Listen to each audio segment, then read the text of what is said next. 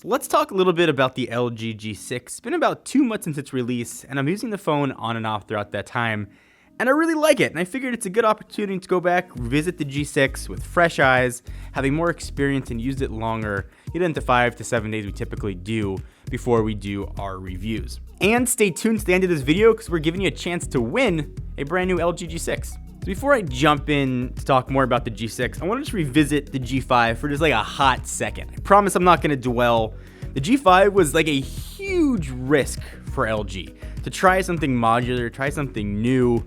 Didn't work. So I want to give LG credit for not like doubling down on a design and sort of a new way forward that wasn't going to work for the company. They came with a fresh slate, and the fresh slate ended up being the G6. I think every phone kind of has a big story, and I think with the G6, the big story is that 5.7-inch QHD Plus screen.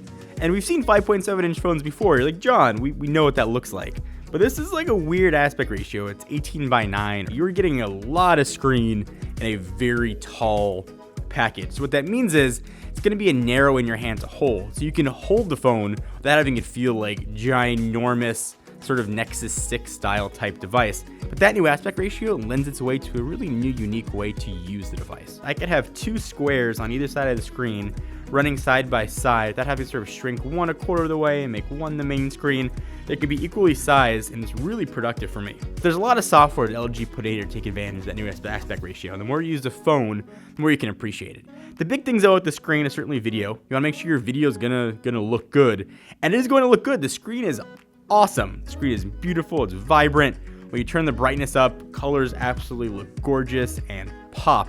Even when you go outdoors, you're still gonna get a nice, beautiful screen, albeit a little more washed out than I would have liked. Also new to the phone is HDR, which is something in technology that's going to become ubiquitous, I think, in the probably next generation of phones. You're going to expect them to have HDR. So I read the comments, and I've contributed to this discussion. The processor is Snapdragon 821 with 4 gigs of RAM. And I know it's not the latest from Qualcomm. It's not the 835 like maybe another phone you're considering might have. But for usual productivity and for games and for watching video, there's very little difference. For most people, 821 is a plenty powerful, really battery-friendly chip.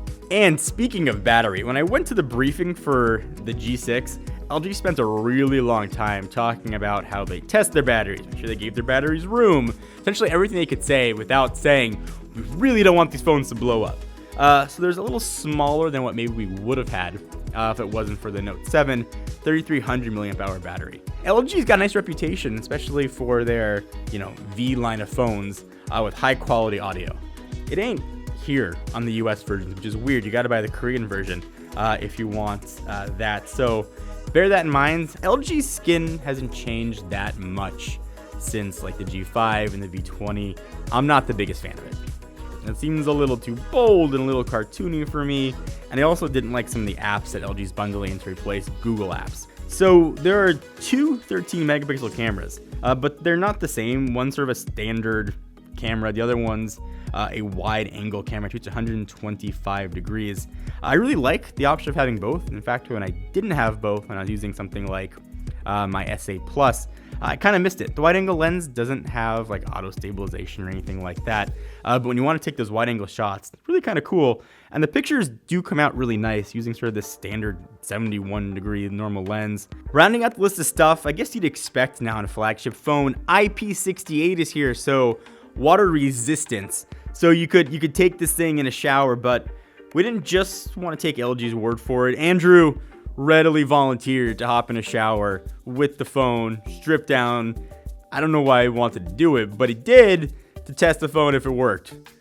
And strangely, we have B-roll of that. So if you guys want to see it, thumbs up the video and let us know. So yeah, 2 months with the LG G6. If this phone existed in a vacuum without like another, say, flagship competitor, it'd be a killer phone. It'd be the phone I'd be like, yeah, dude, dudette, go buy it. You're not going to regret it. It doesn't exist in a vacuum. There's a lot of really good options there, but let it at least be one of the options you consider.